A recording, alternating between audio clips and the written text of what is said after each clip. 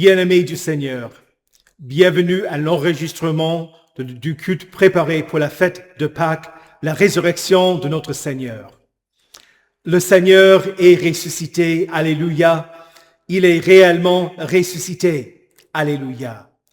Des cris de triomphe et de délivrance s'élèvent des tentes des justes. La main droite agit avec puissance. La main droite de l'Éternel est élevée. La main droite agit avec puissance. Je ne mourrai pas, je vivrai, et je raconterai ce que l'Éternel a fait. La pierre qu'ont rejetée ceux qui construisent est devenue la pierre angulaire. C'est l'œuvre de l'Éternel et c'est un prodigue à nos yeux. Voici le jour que l'Éternel a fait. Qu'il soit pour nous un sujet d'allégresse et de joie. Amen.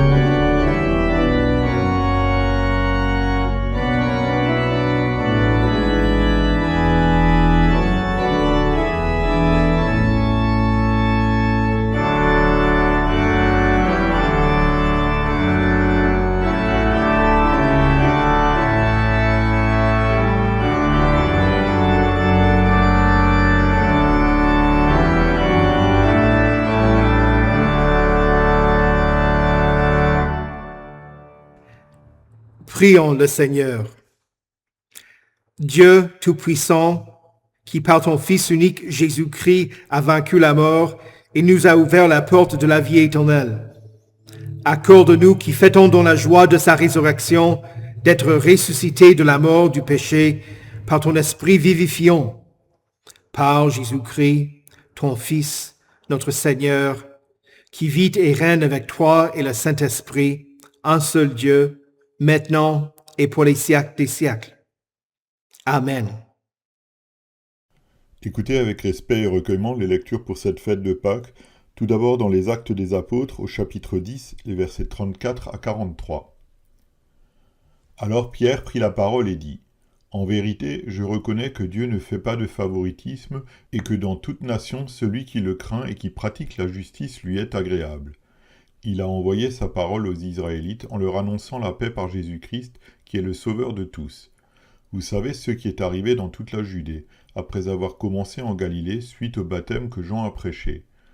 Vous savez comment Dieu a déversé une onction de Saint-Esprit et de puissance sur Jésus de Nazareth, qui allait de lieu en lieu en faisant le bien et en guérissant tous ceux qui étaient sous la domination du diable, parce que Dieu était avec lui. Nous sommes témoins de tout ce qu'il a fait dans le pays des Juifs et à Jérusalem.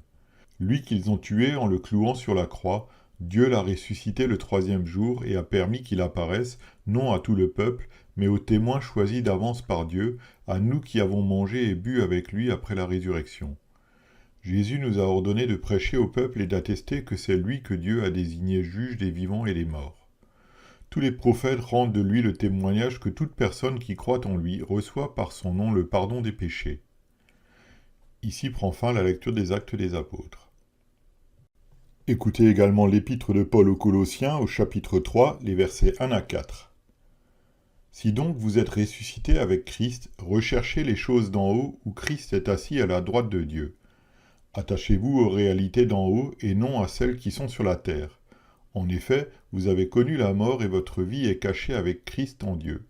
Quand Christ notre vie apparaîtra, alors vous apparaîtrez aussi avec lui dans la gloire. Ici prend fin la lecture de l'épître. Écoutez enfin l'évangile de Matthieu au chapitre 28, les versets 1 à 10. Après le sabbat, à l'aube du dimanche, Marie de Magdala et l'autre Marie allèrent voir le tombeau. Soudain, il y eut un grand tremblement de terre, car un ange du Seigneur descendit du ciel, vint rouler la pierre de devant l'ouverture et s'assit dessus. Il avait l'aspect de l'éclair et son vêtement était blanc comme la neige. Les gardes tremblèrent de peur et devinrent comme morts, mais l'ange prit la parole et dit aux femmes : « Quant à vous, n'ayez pas peur, car je sais que vous cherchez Jésus, celui qui a été crucifié. Il n'est pas ici, car il est ressuscité comme il l'avait dit. Venez voir l'endroit où le Seigneur était couché, et allez vite dire à ses disciples qu'il est ressuscité. Il vous précède en Galilée. C'est là que vous le verrez. Voilà, je vous l'ai dit. » Elles s'éloignèrent rapidement du tombeau avec crainte et une grande joie, et elles coururent porter la nouvelle aux disciples. Et voici que Jésus vint à leur rencontre et dit : « Je vous salue. » Elles s'approchèrent, s'agrippèrent à ses pieds et se prosternèrent devant lui. Alors Jésus leur dit : « N'ayez pas peur, allez dire à mes frères de se rendre en Galilée, c'est là qu'ils me verront. » Ici prend fin la lecture de l'Évangile. Heureux ceux qui écoutent la parole de Dieu et qui la gardent. Confessons notre foi. Je crois en Dieu, le Père Tout-Puissant, Créateur du ciel et de la terre. Je crois en Jésus-Christ, son Fils unique, notre Seigneur, qui a été conçu du Saint-Esprit et qui est né de la Vierge Marie. Il a souffert sous Ponce Pilate, il a été crucifié, il est mort, il a été enseveli, il est descendu aux enfers. Le 3e jour, il est ressuscité des morts, il est monté au ciel, il siège à la droite de Dieu, le Père Tout-Puissant, et il viendra de là pour juger les vivants et les morts.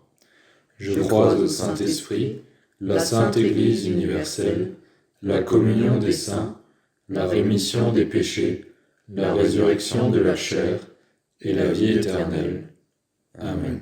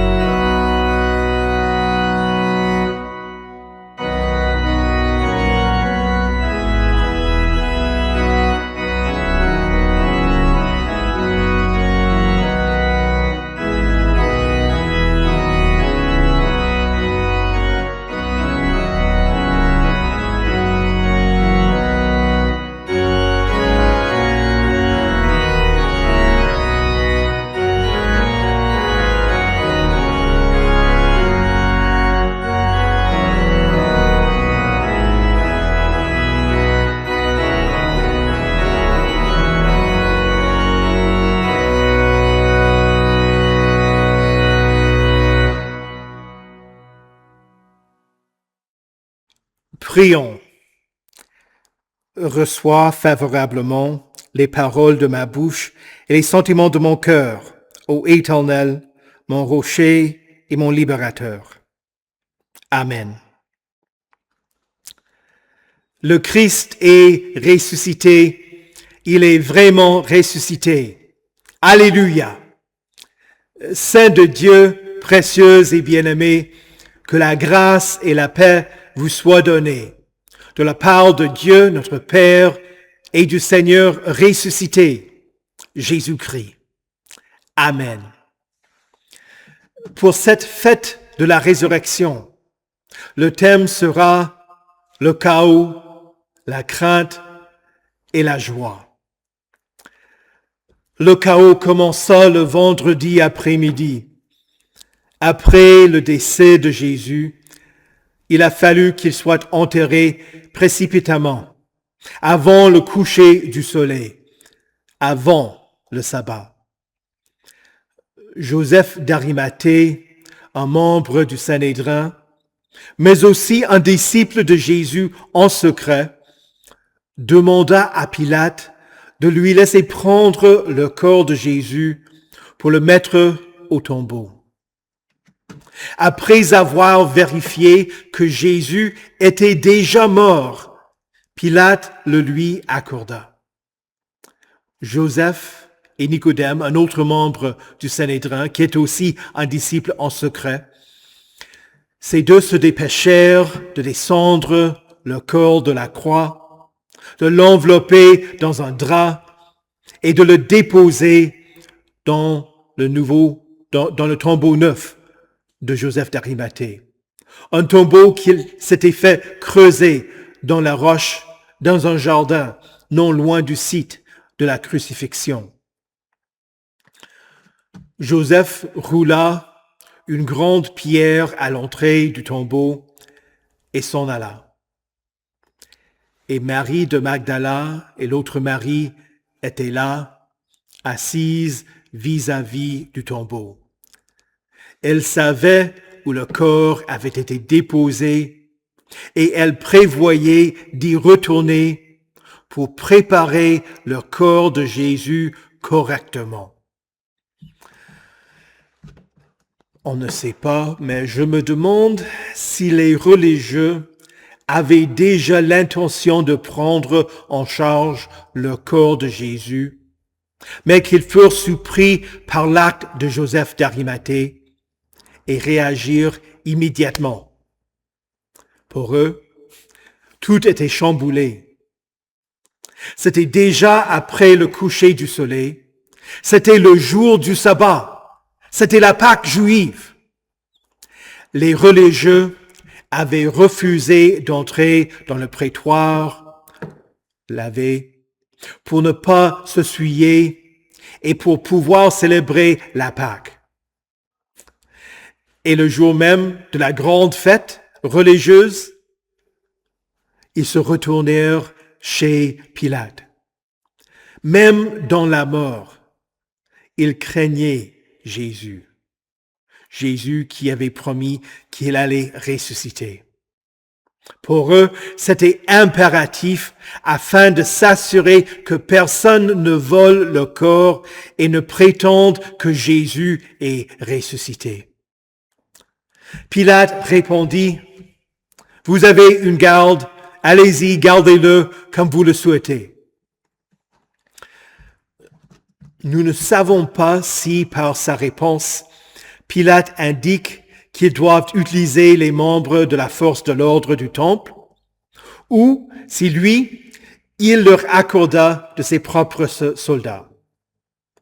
Ce que nous pouvons dire, c'est que la marque de Pilate fut affichée comme avertissement au tombeau, empêchant ceux qui auraient voulu accéder au tombeau. Et qu'il y avait des soldats qui montaient la garde. Matthieu dit tout simplement que les femmes allèrent voir le tombeau. Luc indique qu'elles avaient l'intention de mettre en ordre le chaos laissé par les hommes qui s'étaient chargés de l'inhumation. Mais au moment où les femmes arrivèrent au tombeau, le chaos éclata de nouveau. Semblable au moment de la mort de Jésus, quand la terre trembla, elle fit de même dimanche matin. Mais cette fois-ci, c'était l'œuvre de l'ange qui descendit du ciel, qui roula la pierre et qui s'assit dessus. Le chaos de l'événement produisit la crainte. Ceux qui avaient été chargés d'assurer que le sépulcre reste fermé avaient échoué. Les gardes tremblèrent de peur de ce qu'ils voyaient et ils devinrent comme des morts face à l'ange. Les morts ne peuvent rien faire. Jésus était censé être le mort, mais il était ressuscité et il n'était plus au tombeau. Le vrai chaos de la résurrection de Jésus avait eu lieu juste sous les nez des soldats et ils n'avaient point aperçu. En voyant l'ange, les soldats devinrent comme Jésus avait été, comme des morts, incapables de bouger, inaptes à arrêter l'ange, impuissants à retenir les femmes lorsqu'elles s'approchèrent du tombeau. Les femmes, elles aussi, avaient peur. Mais l'ange leur dit, « Quant à vous, n'ayez pas peur. » Il ne libéra pas les soldats de leur crainte. Eux devaient toujours trembler et rester tombés comme raides morts. La parole de l'ange s'adressa uniquement aux femmes. Vous, n'ayez pas peur. L'ange explique pourquoi. Je sais que vous cherchez Jésus, celui qui a été crucifié. La parole de l'ange est plus riche que ce que communique la traduction. Elle devrait être comprise comme étant celui qui a été crucifié et qui continue d'être le crucifié. Autrement dit, Jésus n'est pas seulement un homme qui a subi la mort sur une croix. Son identité est maintenant, il est éternellement, le crucifié. L'ange continue en disant, il n'est pas ici, car il est ressuscité, comme il l'avait dit. Ensuite, l'ange invite les femmes à entrer dans le tombeau, les soldats étant toujours incapables de bouger. Venez voir l'endroit où le Seigneur était couché. Il n'y a plus. Il y était couché. Et allez vite dire à ses disciples qu'il est ressuscité. Il vous précède en Galilée. C'est là que vous le verrez. Voilà, je vous l'ai dit. Le chaos et la crainte étaient saisissants. Mais les femmes obéirent à l'ange et s'éloignèrent rapidement du tombeau. Rapidement parce qu'elles avaient peur. Et le texte dit, elles s'éloignèrent avec crainte et avec une grande joie. Elles se réjouirent de la parole. Il n'est pas nécessaire d'être un témoin oculaire du Christ ressuscité pour pouvoir se réjouir. Son œuvre réalisée et sa promesse accomplie suffisent pour changer d'attitude. Pour vous, chers saints, quand vous faites face au chaos de cette vie, quand vous êtes impuissant, en particulier, quand vous êtes confronté à la mort, voici la parole que Dieu vous adresse. N'ayez pas peur. Christ est le crucifié, celui qui est mort et qui est aussi le ressuscité. Ces deux titres vont ensemble. Le sépulcre est vide. Jésus n'y est plus. Et cela change tout. Lui qui a vaincu la mort tient les clés de la mort et du séjour des morts. Il vous ressuscitera au dernier jour. Si Jésus n'est pas ressuscité, nous sommes toujours des pécheurs piégés par nos péchés. Sans ce Sauveur, nous sommes les condamnés qui frémissent devant la menace du jugement à venir.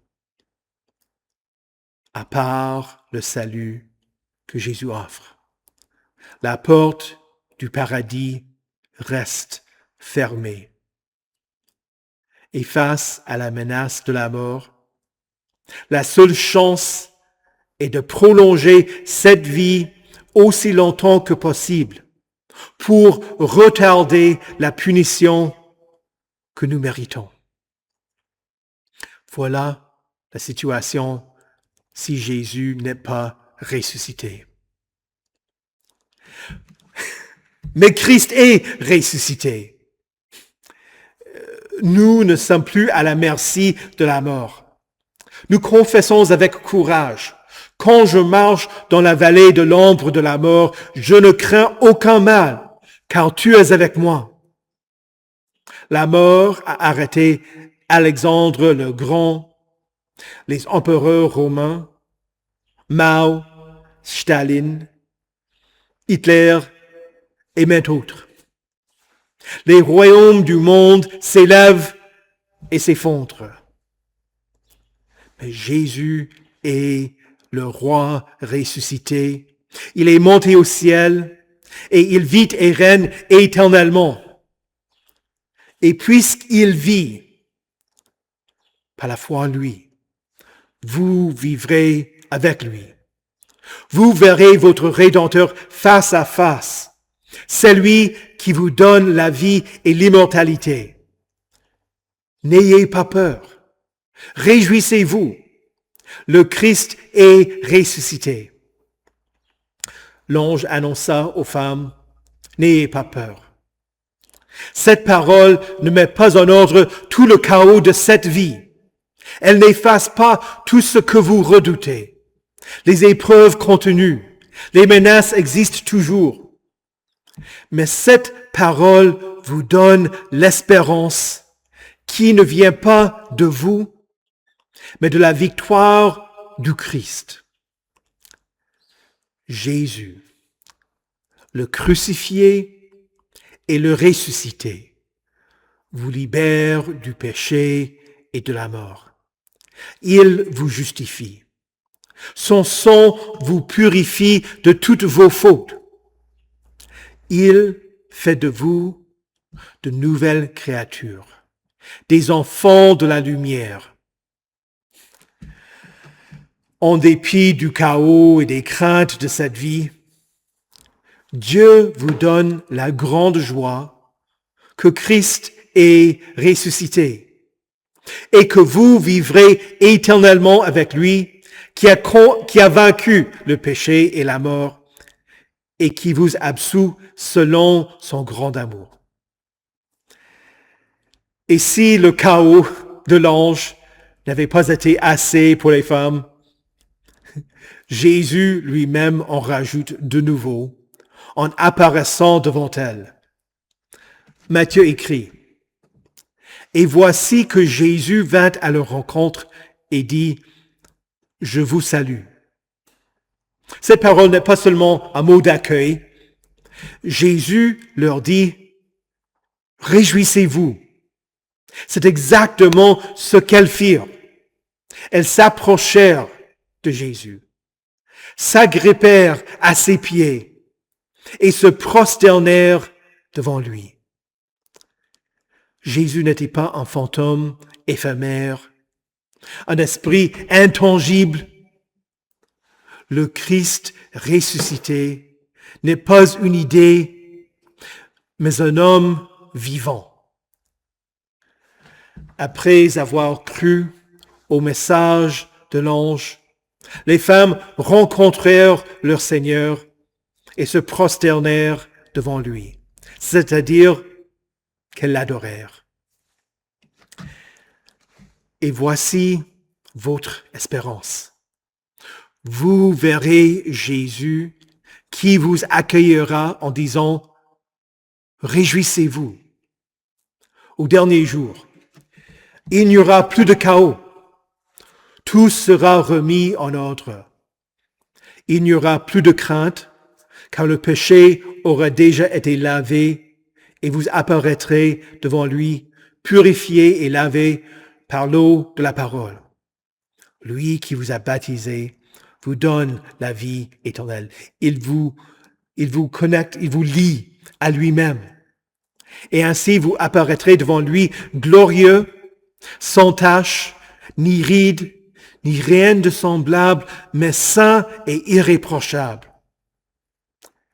Et vous allez vous prosterner devant votre Sauveur et vous joindre à tous ceux qui seront rassemblés autour du trône pour acclamer lui, le victorieux. Mais cette joie n'est pas seulement à venir, elle est la vôtre aujourd'hui. Et finalement, Jésus dit aux femmes, « N'ayez pas peur. Allez dire à mes frères de se rendre en Galilée. C'est là qu'ils me verront. » Remarquez que cette fois-ci, Jésus identifie les disciples comme étant ses frères. Pour lui, il ne suffit pas d'apprendre de lui, mais Jésus fait d'eux ses frères. Ainsi agit la grâce. Elle restaure, elle pardonne, elle adopte. Elle fait de vous et de moi enfants de Dieu, frères de Jésus. Nous savons bien que Jésus a rencontré ses disciples dans la chambre haute le jour même de la résurrection. Et encore, le dimanche d'après. Alors, pourquoi dirigeait-il leur attention vers la Galilée? Car c'était là où il les rencontra avec cette parole. Allez donc, faites de toutes les nations des disciples, baptisez-les au nom du Père et du Fils et du Saint-Esprit, et enseignez-leur à mettre en pratique tout ce que je vous ai dit, tout ce que je vous ai prescrit. Et moi, je suis avec vous tous les jours, jusqu'à la fin du monde. Alors, nous continuons le travail à enseigner et à baptiser, afin de faire des disciples et afin que nous mettions nous aussi en pratique ce qu'il nous a enseigné. Et au milieu du chaos et des craintes de cette vie, Jésus dit, « N'ayez pas peur, réjouissez-vous, je suis avec vous tous les jours, jusqu'à la fin du monde. » Le Christ est ressuscité, il est vraiment ressuscité. Alléluia. Amen. Prions. Seigneur Dieu, en ce jour glorieux, remplis ton peuple d'une sainte crainte devant la résurrection de ton Fils, afin que nous ne tremblions plus devant la tombe, mais que nous nous réjouissions et vivions dans la vérité de ta puissance salvatrice. Seigneur, dans ta miséricorde, écoute notre prière. Père céleste, de même que tu as autrefois choisi des apôtres pour proclamer la résurrection, ouvre la bouche de tes pasteurs et de ton peuple afin qu'ils proclament tes louanges à tous ceux qui ont besoin d'entendre la bonne nouvelle. Seigneur, dans ta miséricorde, écoute notre prière. Ô Seigneur, conduis ton peuple dans ton amour inébranlable et guide-le avec force vers ta sainte demeure. Sanctifie nos foyers, sois le compagnon de ceux qui vivent seuls, fais de nos foyers des lieux où réside ta sagesse et ta grâce. Seigneur, dans ta miséricorde, écoute notre prière. Ta main droite, ô Seigneur, est glorieuse de puissance. Que tous ceux qui détiennent l'autorité gouvernent selon ta volonté et maintiennent l'ordre et en réprimant le mal, afin que nous puissions vivre en paix. Seigneur, dans ta miséricorde, écoute notre prière. Dieu miséricordieux, aie pitié des malades et de ceux qui sont dans le besoin, ceux que nous nommons dans nos cœurs.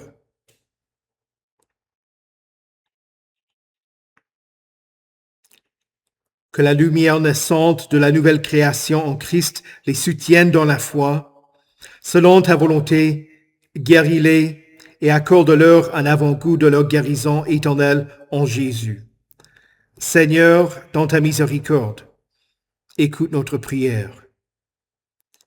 Nous louons ton saint nom, Seigneur, pour tous tes serviteurs qui ont quitté cette vie dans la foi.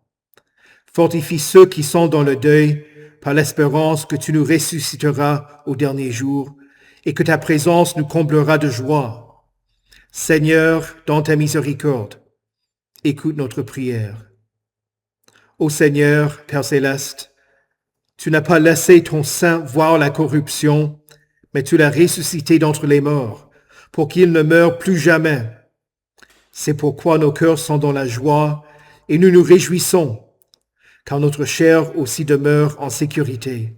Puisqu'il est assis à ta droite, conduis-nous à garder toujours devant nous sa résurrection, afin que nous connaissions sa vie et la plénitude de la joie en sa présence, jusqu'à ce que nous parvenions nous aussi à la félicité éternelle dans son royaume. Car toi, ô Père, avec le Fils et le Saint-Esprit, êtes un seul Dieu, maintenant et pour les siècles des siècles. Amen.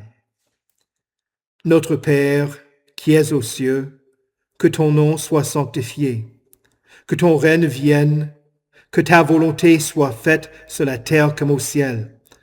Donne-nous aujourd'hui notre pain de ce jour.